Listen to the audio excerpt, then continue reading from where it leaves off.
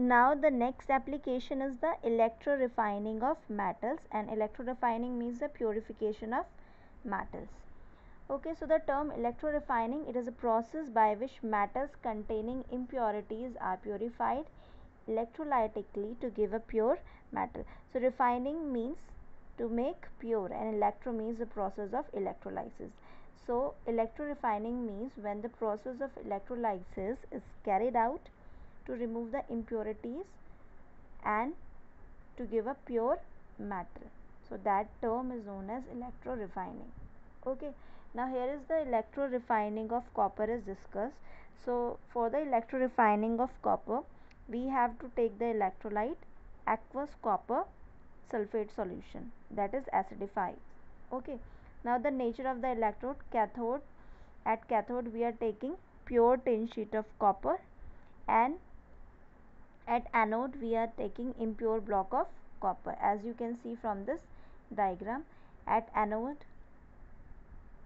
thick block of impure copper is there, and at cathode thin sheet of pure copper is present. Okay, and this is the anode mud, and this is connected to the battery through the ammeter, and here the electrolyte copper sulfate solution is taken.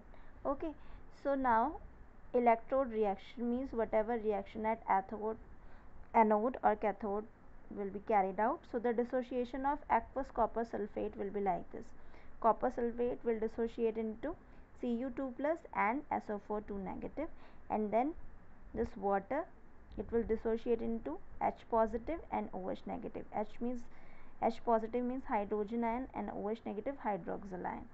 Now see the reaction at cathode.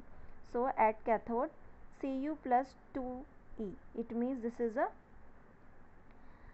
addition of electrons. Okay, so it will give Cu, which will be deposited. Okay, so Cu2 plus ions are discharged at the cathode as neutral copper atom, and pure copper deposited on the thin sheet of pure copper placed at the cathode. So that will be deposited on the thin sheet of pure copper. Okay, now the reaction at anode. So here copper is acting at active electrode. Okay, now here is the loss of electron, Cu minus 2e. So this is a oxidation reaction, and it will give Cu2 plus as cation. Now here the sulfate and the hydroxyl ion, it will migrate towards the anode, but neither discharge. Okay, instead the copper anode itself loses electron to give Cu2 plus ions in the solution. So hence anode diminishes in mass. So therefore the mass of the anode will be diminishes, because if it will itself lose electron to give copper ions. Okay, that's why its mass will be diminished. Okay, now the impure block of copper get used up and the impurities settle down. When the impure block of copper will be used up, that time the impurities will settle down at the bottom. Okay, so the pure copper metal, it dissolves out from the copper anode, and the Cu2 plus ion formed in the solution at the anode, that will be deposited at the cathode. The impurities present in impure copper anode settle down as anode mud or slime, which contain insoluble impurities like gold and silver. So these impurities will be settled down as anode mud. Okay, look at this diagram. So these impurities will settle down as anode mud. Now the impurities such as iron, zinc, that is higher in the electrochemical series. We know that in the electrochemical series these metals are present in the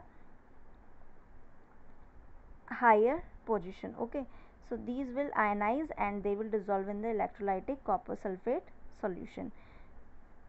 Now metals generally refined by electrolysis. Which metals can be refined by electrolysis? Metals which are extracted by electrolysis, that is highly electropositive metals. So highly electropositive metal can be easily refined by this process, and they are already deposited at the cathode in the pure state, and hence need not be refined further. Okay, Now the next is the zinc, lead, copper, mercury and silver are thus generally refined by electrolysis. So all these metal can be generally refined by the process of electrolysis.